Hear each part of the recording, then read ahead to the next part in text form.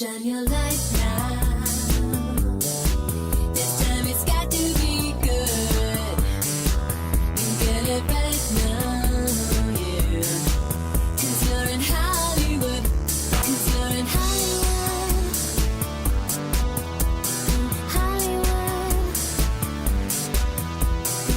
Hollywood. What's going on, guys? On this episode of On the Set, I'm checking out Captain America: Brave New World, the fourth Cap film and the latest in the MCU. So let's get into it.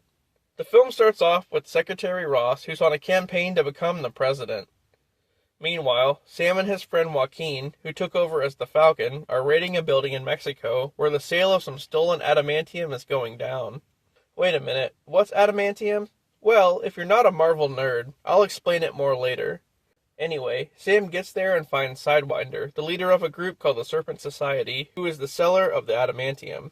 They fight, and Sam comes out victorious, securing the adamantium and bringing it back to the U.S. After that, Sam goes to speak with Ross, who's now the president. Despite the Sokovia Accords, Ross wants him to reform the Avengers and pretty much be under his thumb.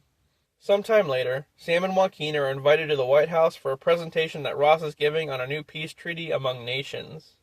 They bring along Isaiah Bradley, who's a little hesitant to go, considering what the U.S. did to him back in the 80s. Which, if you didn't know, he was Captain America back in the 1980s and saved a bunch of captured soldiers, only to be uncredited and experimented on by the U.S. government afterward.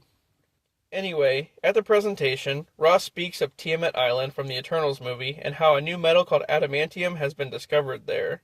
As all nations race to claim the island as their own, Ross tries to get them to work together, secretly only wanting the metal for the United States. But all of a sudden, Isaiah stands up and starts shooting at Ross. He ends up fleeing the White House and is detained by the Secret Service and the local authorities. When Sam tells Ross something's wrong, he doesn't buy into it and tells Sam to stay out of the situation. So he does just the opposite. He and Joaquin go to an off-the-grid prison called Echo 1, where they find who's truly behind Isaiah's actions. And that person is Samuel Stearns, who's been in prison there ever since the events of the Incredible Hulk movie. He's the one behind everything.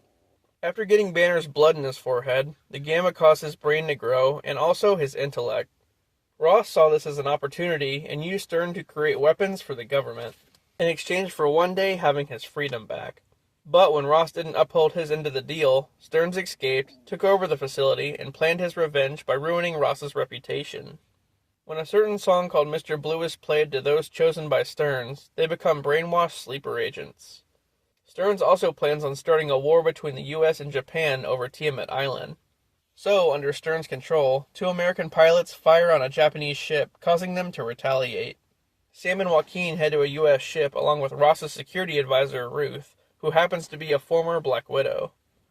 Together, they try to stop the war before it starts, but Joaquin gets injured during the fight. Ultimately, Japan stands down, but it's not over just yet. With his plan failing, Stearns has a backup. When he was working for Ross, Stern provided Ross with pills to help with his ongoing heart problems. But unbeknownst to Ross, the pills were also laced with gamma. So, sometime after the battle at Tiamut Island, Ross is giving a press conference when the audio of a phone call is played over the intercom between him and Stearns. This causes Ross to rage out, and he turns into the Red Hulk. Sam arrives just in time to stop him, and they end up fighting, destroying half the White House in the process. The battle ends on a street where Sam is nearly killed, but he manages to subdue Ross by mentioning his daughter, Betty. Afterward, Ross and Stearns are both locked up in the Raft, a floating prison. Isaiah Bradley gets cleared of all charges, and Sam tells Joaquin that he's restarting the Avengers. We then get a post-credit scene of Sam visiting Stearns in prison, where Stearns warns him about the multiverse and what's to come. The end. This one was pretty great. I know a lot of people hate on Sam as Captain America, but you know what? Haters are gonna hate. This movie had action, a great plot, and even better cast. And they seemed to tie up a lot of loose ends from the Incredible Hulk movie, so that was cool to see. Harrison Ford as Ross was awesome. And then Samuel Stearns as the leader, that was a long time coming. And he was the real villain of the movie. But also, he looked crazy with that exposed brain. And unfortunately, no Seth Rollins.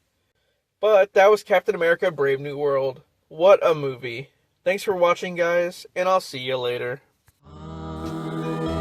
Mr. Woo,